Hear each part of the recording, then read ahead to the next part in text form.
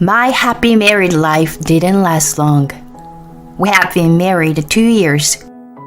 I still have feelings towards my husband, and I spend every day devoting my time to him. I want him to continue to see me as attractive, so I always take care of myself and try to look good. However, I find out that my husband is having an affair. She's the love of my life. I want a divorce. One afternoon, I had believed my husband John was at work, but he suddenly came home with his lover. Divorce papers are in his hands. Since when? Since after the trip that we went on last year. His lover is sitting there with no expression on her face. When John says trip, he's probably referring to our honeymoon. We hadn't been able to go, so when I received an expected bonus, John said he wanted to go. So we made the decision at the last minute.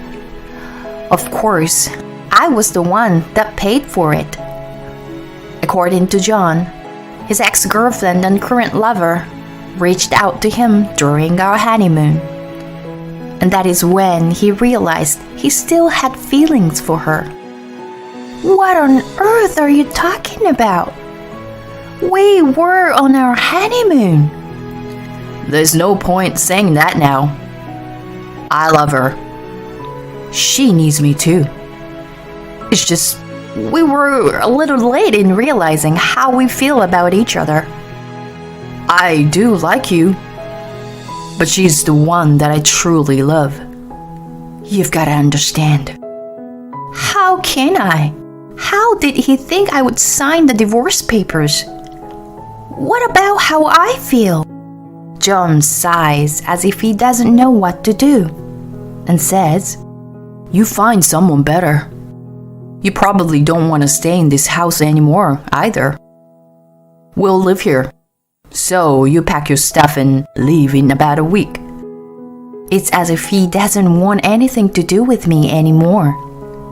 He's the one who asked me out and proposed to me. And now he's the one who is going to dump me. He took no responsibility for anything all throughout our marriage. And I have a sense that all my feelings towards him are suddenly disappeared. Without even a word of apology from John, I signed the divorce papers. With this, my husband and his lover leave the house. We'll come back next week, so be out by then, he said. I feel like the inside of me is freezing. All of it is so sudden that I don't even shed a tear. And rather than feeling betrayed, I feel I have been deceived, which makes me feel so bad for myself and the situation I am in.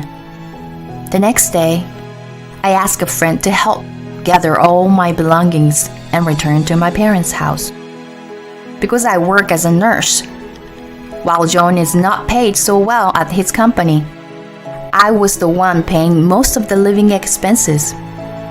Although I am shocked at John's having an affair and the divorce, I won't have to pay the rent anymore, which I am going to consider a great benefit in this situation. I've decided where I'm going to live, and I am packing my stuff again to leave my parents' house. Kathy, John's here, says my mother. It's raining outside, so I let him in. She looks at me apologetically. What on earth does my ex-husband want with me after all this time? He said I'm not the love of his life, so he can't be here to ask for me to come back. If that's the case, does he want money? I feel it's rude to be making such an assumption, but considering how much he spent and how he complained about working while we were married, it's most natural to think that money is the reason he is here. Maybe I have something of his that he's forgotten, so I decided to go down the living room to hear what he has to say. What do you want? My father's voice is angry, but John is calm when he says, I would like to talk to your daughter. "You must have nerve to be calm in this situation. What do you want?" "I'm busy now, you know." I open the door to face him, hoping this is going to be quick. And I am lost for words. There, his lover, or rather his new wife, is sitting next to him, as if it's her right to be there. Why is she here? This is my parents' house. What are you thinking? Any normal person wouldn't bring this woman here. And it's insane that she thought it was okay to come along too. Bringing his former mistress to the house that I grew up in? It's more than insulting. Calm down. His attitude and words disgust me. And the woman is silent this time as well. Can we please get whatever you're here for over with as soon as possible? Possibly irritated at my attitude, John has a stern look on his face. This is important. We haven't discussed division of property yet. I'm just here to receive my share. Money. Just as I thought. John looks excited. Yeah, you're right. Of course. I knew he would be here soon enough, so I was ready. I bring out my purse and hand him 30 cents.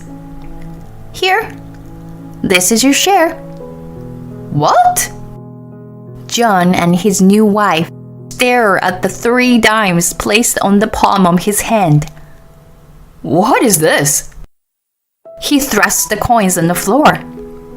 His new wife suddenly speaks up too. Are you kidding me?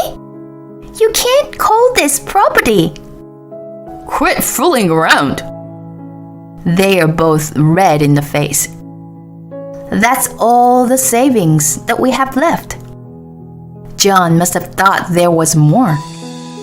But I calmly tell him, unfortunately, this is reality. But he snores and looks down at me saying, What are you talking about? There's more. I know there is. You had $200,000. Hurry up and give me my share of $100,000. He waves his hands around in an knowing gesture. And his wife is there next to him, nodding. I am shocked and stare at him, not making a move. You're the one who said you want this over as soon as possible. Hand me the money then. He starts screaming and throwing things in the house around. And he's a completely different person to the man I knew. Seeing these must be his true colors. I am so happy that I got to leave him. Hearing the large sounds and shouting, my dad, who had left the room, and my brother, who just got home, enter the living room. Dad is frozen at the sight of John going crazy. But he grabs his arms and put them around his back, stopping him from messing the room up any further. I briefly explained the situation to my brother, who is a lawyer. And because he knows about the divorce, he understands what is going on quickly enough. John's new wife hears our conversation and figures out that John is a lawyer. Hey! I never heard your ex-wife had a lawyer in the family. Her eyes are wide and she is screaming at John. I wonder why these two are so persistent about money. So, although I don't want to speak with John at all, I decide to ask John, why do you need the money so badly? You divorced me. Because you said this woman is the woman of your dreams. You chose to be with her rather than me. And that's why you wanted me to leave. Yes, that's right. But division of property is important. That house we have now is, in the end, the house that you and Ella lived in together. So we want to build a new house of our own. We want children, so we need a car. And I want to take them on a nice vacation too, you know? I want to do the duties that any normal husband would do. Which is why I'm here. Though it's tough for me. Every reason he mentions, it's so selfish. Okay, so he didn't want to come here. I don't want him here either. He doesn't know how terrible what he did was, so he doesn't seem sorry at all. And I financially supported our marriage. Handing over my share is the least you can do to thank your dear ex-husband, don't you think? He snorts again. What did he just say? That he supported me financially? Maybe I heard wrong. John had no will of working, and he would return home from work as soon as possible because he wanted to play online games. Whenever he didn't feel like it, he would take a day off. So he'd use up all his paydays off soon enough that he'd have to pretend he was ill. He had no will of earning more money, and he took full advantage of the fact that I was a nurse and was paid well. As for living expenses, he handed me $100 several times when he felt like it. But to be honest, it was like he was an unemployed boyfriend who just lived in their girlfriend's apartment without doing anything. John never did any of the housework. And maybe I could understand if he had thanked me for my hard work. But I am so disappointed by his unreasonable words of, I financially supported our marriage. I was the one paying all the living expenses. How can you say that? According to what you just said then, you should actually give me back the 30 cents that I just gave you too, you know? What are you talking about? You really don't know anything, do you?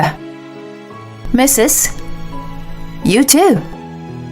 I'm sure you were excited when you heard about my savings, but I have bad news for you.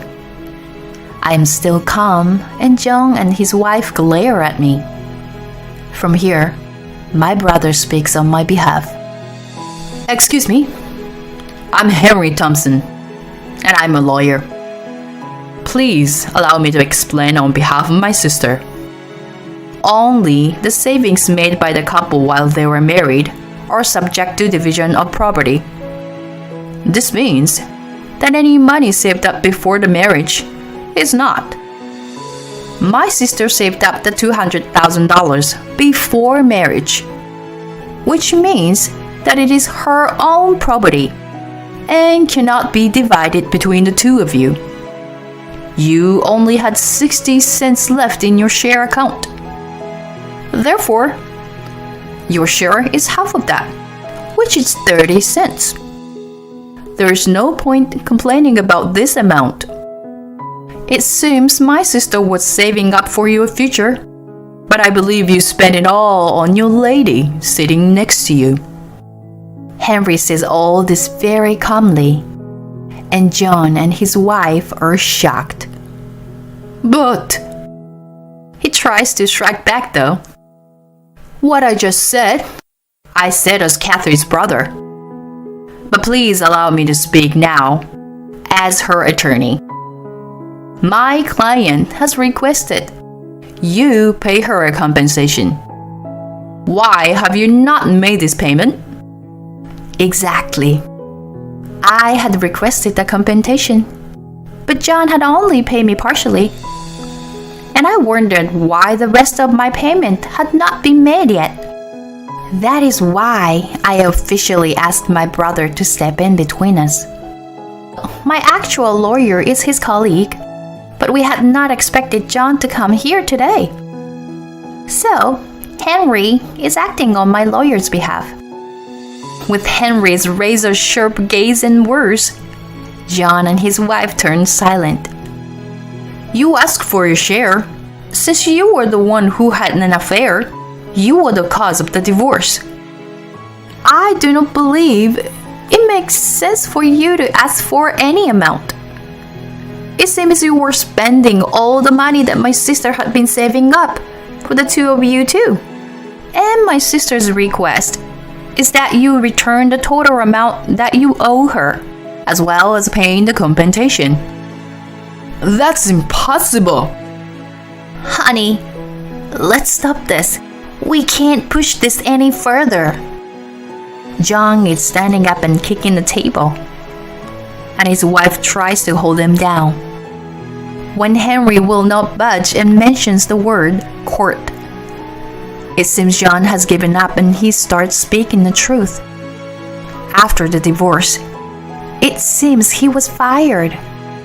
And since his wife is unemployed too, they started borrowing money.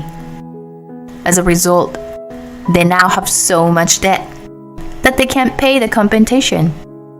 When they were trying to come up with a way to earn money, they remembered my savings.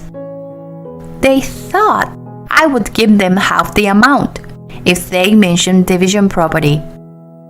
I am shocked and speechless when they changed their attitude 180 degrees and begged me to help them. Next to me, my brother is shaking his head, indicating that I shouldn't listen to them. I don't feel any empathy for them at all, and tell them they still need to pay me back the compensation and my savings. I then ask my brother and father to see them out. These past few hours were like a storm. My mom comes back into the room with a sigh of relief and starts cleaning up. My dad is furious, saying, "What a terrible man," and helps her. My brother rubs my back. "You did nothing wrong. What you did today, and the divorce itself too. You should be confident," he says, comforting me. He adds that we need to make sure they pay the compensation, and he calls his colleague right away. "All of us at the law firm are on your side," he says. I'm exhausted, Mom. You did a great job. Why don't we all go out to have steak tonight to make ourselves feel better? I collapse onto my mom, hugging her. My dad and brother agreed to going out, so we have a wonderful time for dinner that night. Later, with the help of my brother, his colleague, and the law firm, the compensation and used savings are being returned. John and his wife seem to have no luck with job interviews, and I hear they have ended up working several part-time jobs each. It's not like they'll be buying a house or a car or go on vacation for a while. It seems they are finally grateful to me after experiencing the life they have now. So when we see each other on the street, they politely say hello to me. I feel so much better, seeing that they have at least made this slight progress.